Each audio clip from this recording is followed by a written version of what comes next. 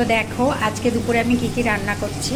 এখানে শিম আর ফুলকপি ভাজা করছি, কালো জিরে ফোড়ন দিয়েছি আর একটু নুন হলুদ দিয়েছি আর লঙ্কা, এটা ভাজা করছি। আর এদিকে দেখো ডাল সিদ্ধ করছি, একবারে নুন হলুদ কাঁচা তেল দিয়ে সরষের তেল দিয়ে বসিয়ে দিয়েছি।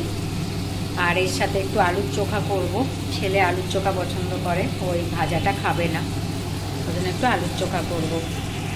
আজকে চাল ভিজিয়ে রেখেছি, ভাতটা পরে করব। আর এদিকে দেখো কাতলা মাছে নুন হলুদ মাখিয়ে রেখেছি, এটা কাতলা মাছের কালিয়া করব। তো চলো আবার পরে কথা বলছি। তো দেখো আমার শিম ভাজা প্রায় হয়ে এসছে, এবার নামিয়ে ফেলবো। আর এখানে দেখো কাতলা মাছ ভাজা হচ্ছে। তো চলো আবার পরে কথা বলছি। চলো মাছ ভাজা হয়ে গেছে, এবার তেজপাতা দিচ্ছি ফোড়নে, আর দিচ্ছি এলাচ লবঙ্গ আর দারচিনি। চলো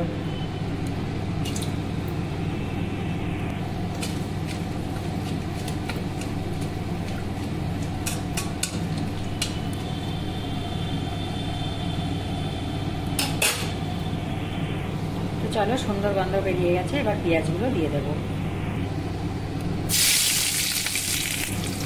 চলো এবার পেঁয়াজগুলো লাল লাল করে ভেজে দেবো।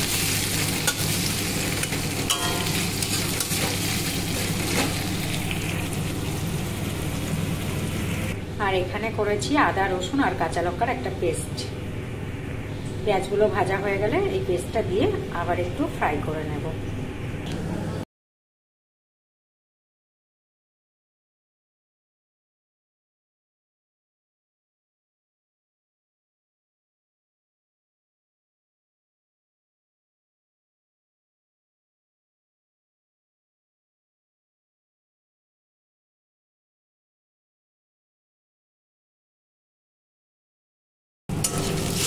চলো আদা রসুন পেস্টটা দিয়ে ভালো করে কষিয়ে নিলাম। এবার এর মধ্যে টমেটোর পেস্ট দিয়ে দেবো, যে টমেটোর পেস্ট বানিয়ে রেখেছি এটা দিয়ে দেবো।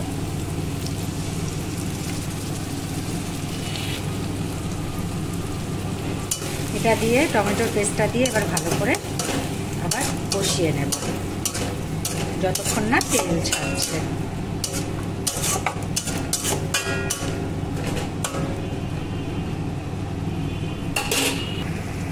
চলো এর মধ্যে একটু হলুদ দিয়ে দিই,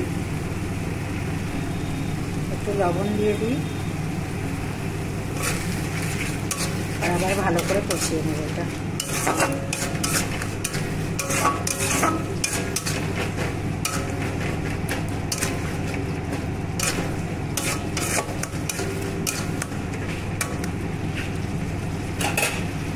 দেখো এখানে একটা পেস্ট বানাচ্ছি আমি, এর মধ্যে টক দই নিয়ে নিয়েছি একটু, এর মধ্যে এবার দিয়ে দেব জিরের গুঁড়ো, একটু ধনের গুঁড়ো, আর দেব কাশ্মীরি লঙ্কার গুঁড়ো। কালারের জন্য কাশ্মীরি লঙ্কার গুঁড়োটা দিচ্ছি। তো চলো এটাকে এবার ভালোভাবে পেস্ট বানিয়ে নেব।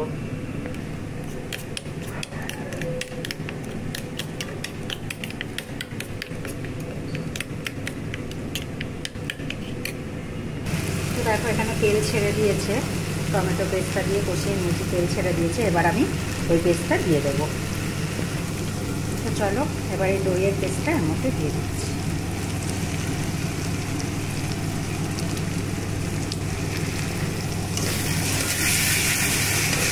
এবার এটাকে দিয়ে ভালো করে কষিয়ে নেবো। আর এখন ফ্লেমটা আমি একদম লোতে রেখেছি, নাহলে দইটা ফেটে যাওয়ার সম্ভাবনা থাকে, এই জন্য ফ্লেমটা একেবারে লোতে রেখেছি। তো চলো এবার এটাকে ভালো করে কষিয়ে নিই। তো দেখো মশলাটা কষানো হয়ে গেছে, তেল ছেড়ে দিয়েছে। আমি সামান্য একটু চিনি দিয়ে দিলাম, কালারটা আরও সুন্দর আসে। তো চলো আর একটু ভালো করে কষিয়ে নিই, এবার জল দিয়ে দেব।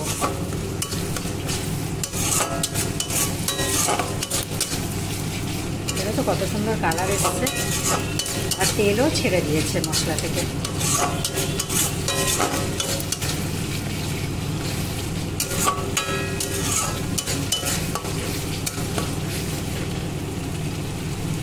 এবার জল জল দিয়ে দেবো।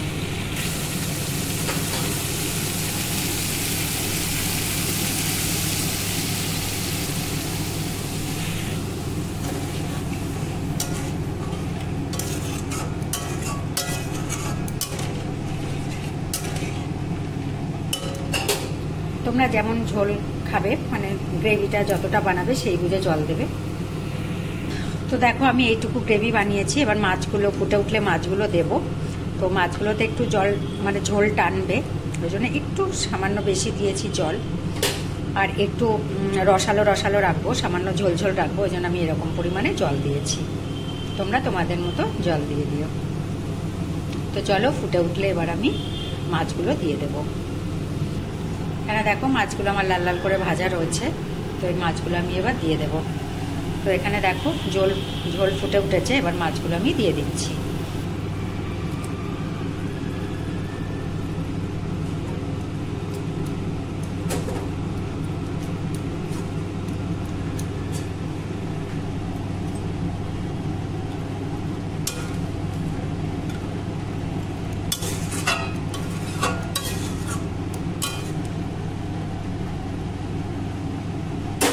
চলো এবার মাছগুলো ভালো করে ফুটিয়ে নেব, আর ঝোলটাও সামান্য একটু কমিয়ে নেব।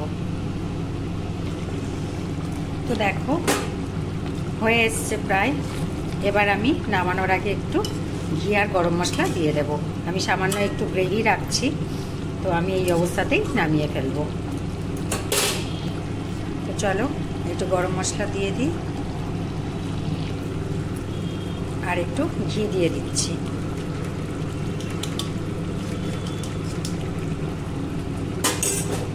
চলো এবার ভালো করে সব কিছু মিশিয়ে দিই। কালারটা যা হয়েছে না, এত ভালো লাগছে, মনে হচ্ছে এখনই খেয়ে নিই। কিন্তু এটা তো খাবো দুপুরবেলা, মনে হচ্ছে এখনই ভাত খাই। যা খেতে হবে না, পুরো অকেশনের মতো হয়েছে দেখো দই কাতলাটা। তো চলো এবার আমি একটা পাত্রে নামিয়ে নিই। তো দেখো আমি একটা পাত্রে নামিয়ে নিয়েছি। তো দেখতে দেখো কি অসাধারণ হয়েছে, পুরো অকেশনের মতো। দারুণ হয়েছে, দারুণ। আমি টেস্ট করে দেখলাম তো ঝোলটা নুন ঝাল ঠিক হয়েছে কিনা, দারুণ হয়েছে, পুরো অকেশনের মতো। তো চলো আজকের ভিডিওটা আমি এখানেই শেষ করছি। আবার দেখা হবে নেক্সট ভিডিওতে। ততক্ষণ তোমরা সবাই সুস্থ থেকো আর ভালো থেকো। আর আমার ভিডিওটি ভালো লাগলে অবশ্যই একটা লাইক শেয়ার ও কমেন্ট করে দিও। আর আমার চ্যানেলটিকে সাবস্ক্রাইব করে আমার পাশে থেকো। আর অবশ্যই বেল আইকনটা প্রেস করে দিও, যাতে আমি ভিডিও আপলোড করলে সবার আগে তোমাদের কাছে নোটিফিকেশান পৌঁছে যায়। তো চলো আজকের মতো টাটা, বাই বাই।